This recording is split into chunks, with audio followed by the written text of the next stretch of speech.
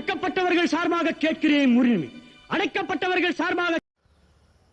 பேச்சுரிமை YouTube channel நண்பர்கள் அனைவருக்கும் வணக்கம். மகாவிஷ்ணு என்ற மகா கிசும்பன் மாட்டிக்கொண்டு இன்றைக்கு போலீஸ் விசாரணைகளை சந்தித்து உள்ள இருக்கிறாரு. ஒரு மகாவிஷ்ணு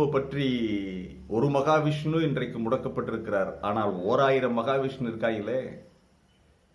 இந்துத்துவாவின் சனாதனம், இந்துத்துவா புராண கதைகள், கற்பனை கதைகள், கட்டுக்கதைகளை நம்பிக்கொண்டு வயிறு வளர்க்கின்ற, கோடி கோடியாக பணத்தை மூட்டையாக கட்டுகின்ற எத்தனையோ மகாவிஷ்ணு இருக்காங்க. அவங்களையெல்லாம் நம்ம என்ன பண்ண போறோம்?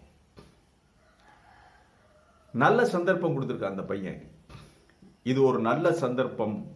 இந்த இந்த இந்துத்துவாவினுடைய முகத்திரியை கிழித்தெறிந்து சர்வதேச அளவில் இவங்களையெல்லாம் எங்கேயும் போக விடாம இந்த உள்ளூருக்குள்ளே இருந்து உருப்படாத கோயிலில் இவங்க உருண்டைச்சோறு வாங்கி திங்கிறது மாதிரி கோயிலில் உண்டை கட்டி வாங்கி தின்னுட்டு காலம் தள்ளுற மாதிரி பண்ணிடலாம். அதற்கான ஆலோசனையை, ஐடியாவை கொடுக்கறதுக்கு யாரும் கிடையாது. அரசிடமும் அந்த யோக்கியதை கிடையாதுங்கிறத நம்முடைய ஒரு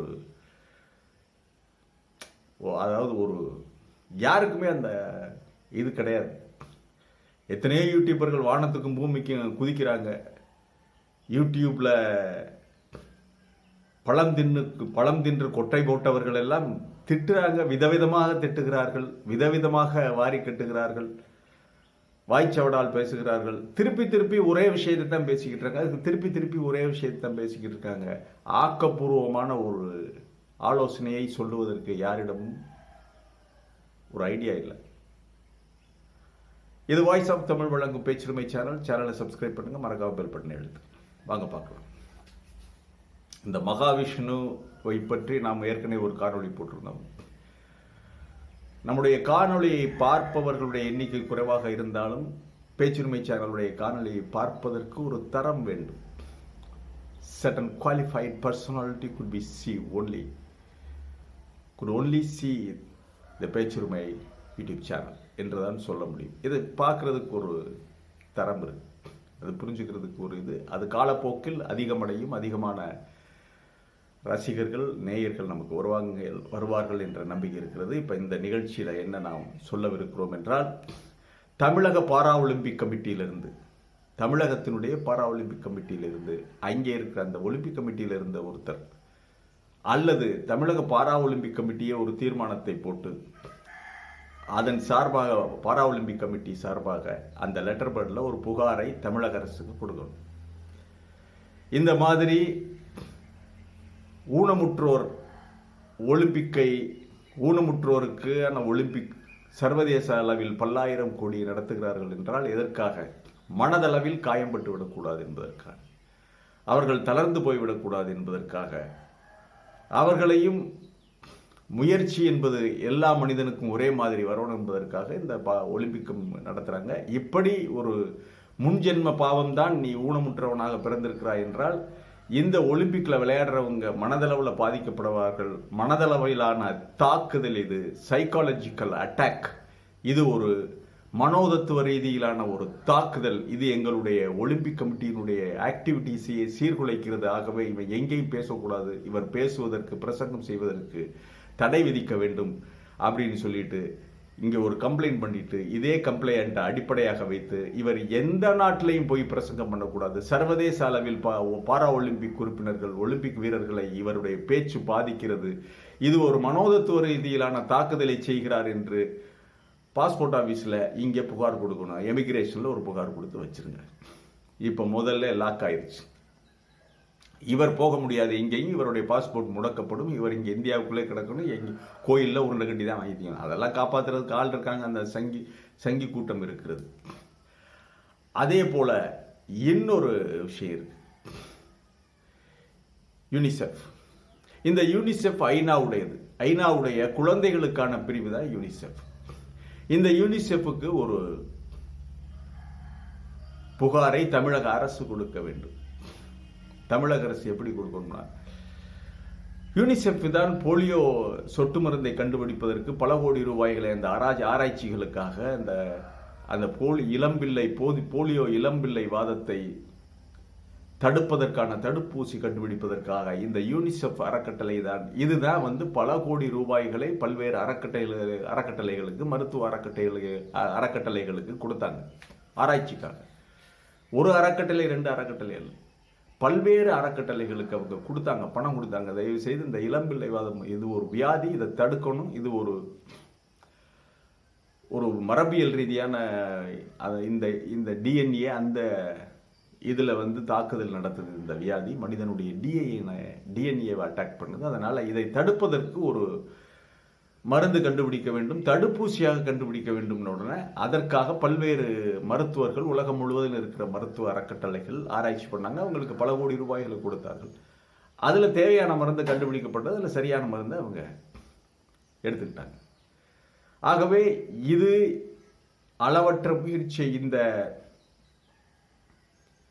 யூனிசெஃபினுடைய இந்த முயற்சி, அவர்களுடைய தியாகம், அவர்களுடைய பங்களிப்பு, இளம்பிள்ளைவாதத்திற்கான போலியோ சொட்டு மருந்து கண்டுபிடித்த மருத்துவர்கள் அத்தனை பேரையும் இந்த இந்து சனாதன தர்மம் காயப்படுத்துகிறது, கீழ்த்தரமாக நினைக்கிறது. ஆகவே இந்த இந்து சனாதன தர்மத்தை, இப்படிப்பட்ட கர்மாதான் இந்த இளம்பிள்ளைவாதத்திற்கு காரணம் என்று பேசுகின்ற இந்து சனாதன தர்மத்தைச் சேர்ந்த, இதை பரப்புகின்ற, பிரசங்கம் செய்கின்ற எந்த ஒரு யோகா மாஸ்டரும், எந்த ஒரு தியான மாஸ்டரும், எந்த ஒரு சாமியார் எந்த நாட்டிலும் போய் பிரசங்கம் செய்யக்கூடாது. சர்வதேச அளவில் இதற்கு தடை விதிக்க வேண்டும்.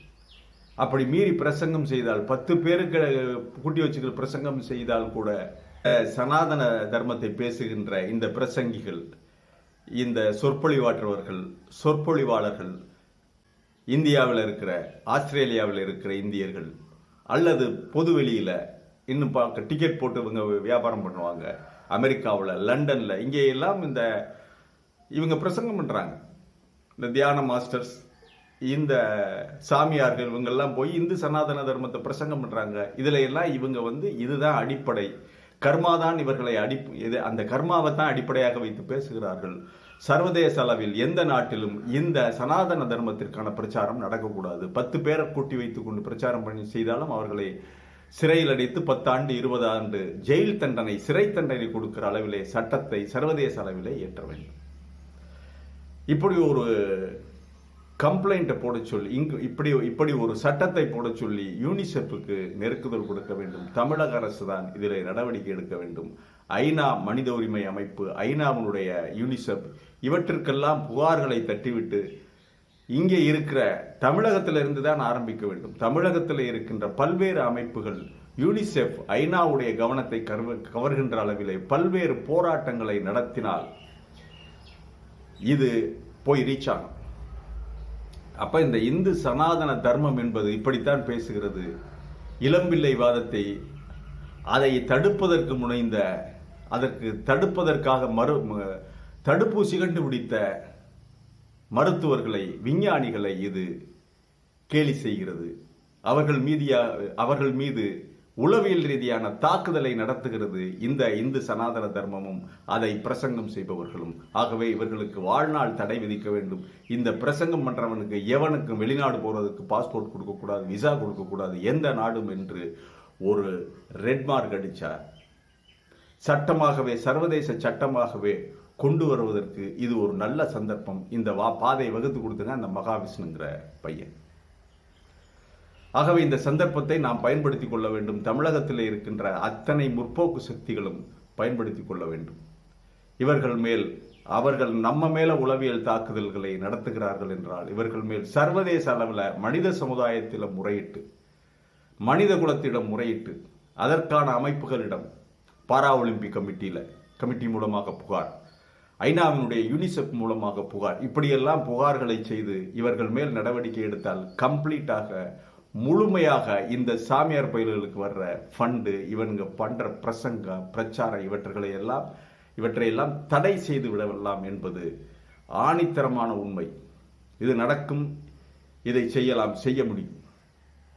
சர்வதேச நாடுகளுடைய கவனத்தை, ஐநாவுடைய கவனத்தை, பாரா ஒலிம்பிக் கமிட்டியினுடைய கவனத்தை நாம் நம் பக்கம் ஈர்க்க வேண்டும். அதற்கான வேலைகளை நம்முடைய சகோதரர்கள் எல்லோருமே இறங்கி செய்ய வேண்டும். தோழர்கள், சகோதரர்கள், இதுதான் சரியான சந்தர்ப்பம். இந்த சந்தர்ப்பத்தில் இன்னொன்றை சொல்லிக் கொள்கிறேன்.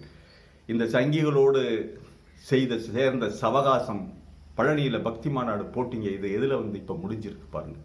கலைஞர் ஒரு அருமையான வார்த்தையை இவர்களுக்காக எடுத்து தந்தார். அற்புதமான ஒரு வார்த்தை. இனிமேல் அவங்கள ஊனமுற்றவங்கன்னு சொல்லாதீங்க, மாற்றுத்திறனாளிகள் என்று சொல்லுங்கள்னு சொல்லி ஒரு அருமையான ஒரு வார்த்தையை கொடுத்தவர் கலைஞர். அவர் வழி நடத்திய இயக்கம் திமுக இனிமேலாவது தன்னை மாற்றிக்கொள்ள வேண்டும். இதுதான் நாம் இன்றைக்கு இந்த மகாவிஷ்ணு மூலமாக நாம் சொல்லுகின்ற செய்தி. மீண்டும் ஒரு காணொளியிலே சந்திக்கிறேன். இது வாய்ஸ் ஆஃப் தமிழ் வழங்கும் பேச்சுரிமை சேனலை சப்ஸ்கிரைப் பண்ணுங்க, மறக்காமல் பட்டன் கமெண்ட் செய்யுங்கள், ஷேர் செய்யுங்கள், பிடித்திருந்தால் லைக் செய்யுங்கள். நன்றி, வணக்கம்.